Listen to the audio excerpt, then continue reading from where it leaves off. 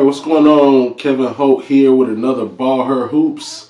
Back at you again. Got another episode, Fire 15. A lot of big games happened lately. A lot of teams starting to find that peak. Some teams kind of hitting that wall. A lot of good games I saw last week. Great MLK challenge at United Faith done by PEM Sports. It was pretty good. Saw some good teams. Got to see some teams I hadn't seen this year, as well as got the chance to read about the games at the She Got Game Classic. They had it the first day at United Faith, second day was at Carolina Courts. So a lot of good games overall. But getting into it, so we started our first week. We started doing predictions. The four people that really are involved in BallHer Hoops, which is myself. Shell knows, which is our camera person and social media, especially our Instagram. She does all of that. And then Coach Diggs and Coach Gibson. So for the first week, we did 7 games. We'll do them every Tuesday and Friday. So for Friday, first 7 games, Shell knows went 7-0. She really does a lot of research. So don't think she's just a camera person. She goes to a lot of games. She watches the games. She's starting to know the girls. She went 7-0. I went 5-2. Gibson went 6-1, and Diggs went 5-2. So pretty good so far. Next week we're gonna try to get Tuesday. We're gonna try to get a couple different games. Some games we may not know as much about, but still want to do it. They're gonna be competitive games. That's the biggest thing for it. So starting with number 15 in our 5-15. We got Providence Day. Providence Day, they suffered a real tough loss against Legacy. Legacy kind of beat them bad, but Legacy's a really good team at the end of the day. But they also lost a key player. PD has to find a way to get back to that standard that they have set for themselves. And we're doing a thing to where, for this episode, team that they may lose to, like for this rest of conference, going into the state playoffs or conference tournament or state championships. So the team I think they could lose to is Cannon. That'll be a good game between the two of them. So PD was number 15. 14, Myers Park. Although they lost to South Meck in a really good game, that was a game that came down to the end. Myers Park has been really good. Jan Truesdale has been outstanding as of late. She's been a real force for Myers Park. And I think they have a good chance to continue to push for that conference championship. Of course, they'll see South Meck again, and that'll be a good game. So for them, I have a team that they could lose to would be South Meck, and I think they'll play each other at least twice. I think they'll play again in the regular season and then probably in the conference championship. 13, I had Shelby. Shelby's been one of those teams where they lost a tough point guard in Marasia Pass, and then Kate Holyfield ended up leaving due to graduation. She's probably doing really well in college. But they've been really good. Only lost 1 game so far this year. They're still going to be one of those teams in the 2A division that you got to look for. I see them in Salisbury really going at it. They played against each other, I think, the last 2 years, but I know last year they did play against each other. So a team that they could lose to is Bessemer City. I hope I said that right. They played each other earlier in the year, and it was a really good game. And I think they're kind of rivals, if I'm not mistaken. I may be wrong, but that's who I have. Number 13. Number 12, I got Charlotte Catholic. Charlotte Catholic took a tough loss to Grace Christian, but it wasn't a bad game. Blanca Thomas is continuing to excel. Her and Grayson Goff have been really good for Catholic. They took a loss to Independence earlier in the year, but they'll get a chance to redeem themselves. But I do have them as a game they could lose would be against Independence. But Catholic has been good, so I expect them to keep getting better. Moving up 1 spot, I got 101 Prep. I feel like they've got a lot of good games. They play some tough teams, and they've won some games. They're beating local area teams, but I want them to get to the point where they're beating those national teams.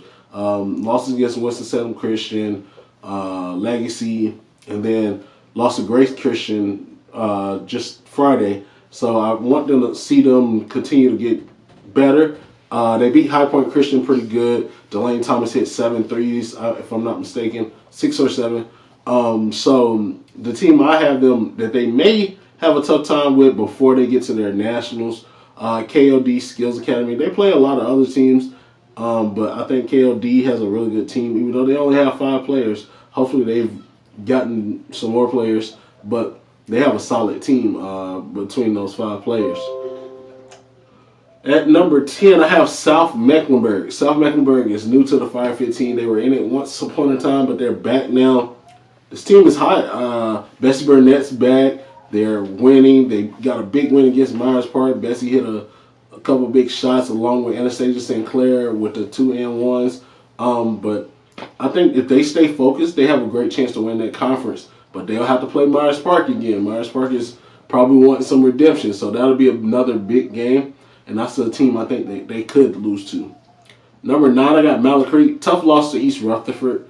But this team is still good. I think they have a lot of talent on that team, and coaching does really good.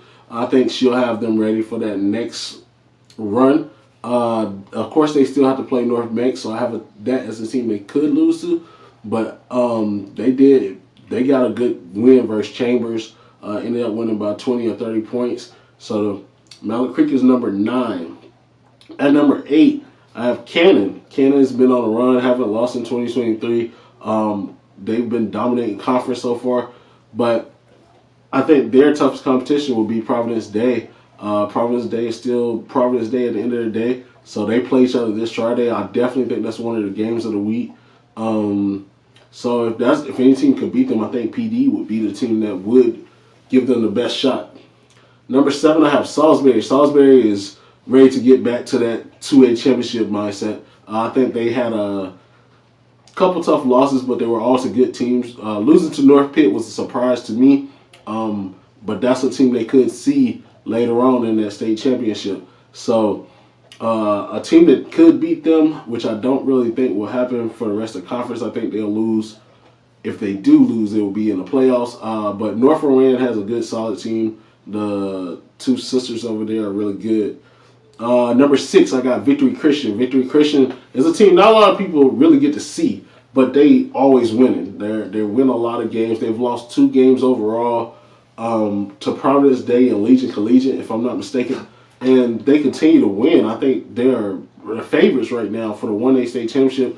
I think them and Northside Christian will probably battle it out. But they got a lot of good players. They play well together. And their toughest game left on the schedule, they have a lot of tough ones, but I put 1-1. They'll play them sometime before the season ends.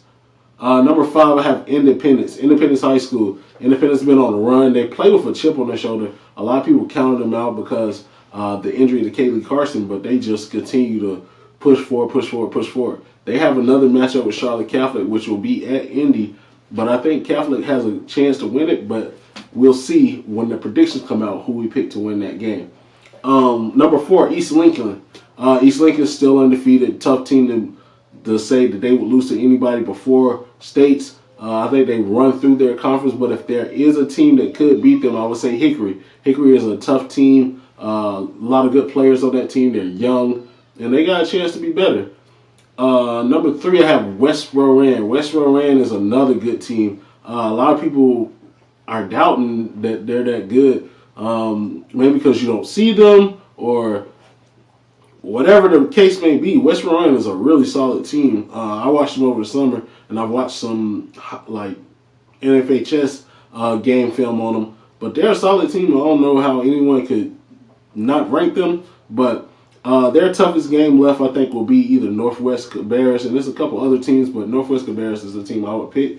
Number 2, North Meck. I think they're still one of the better teams. The only loss they have is to Lake Norman.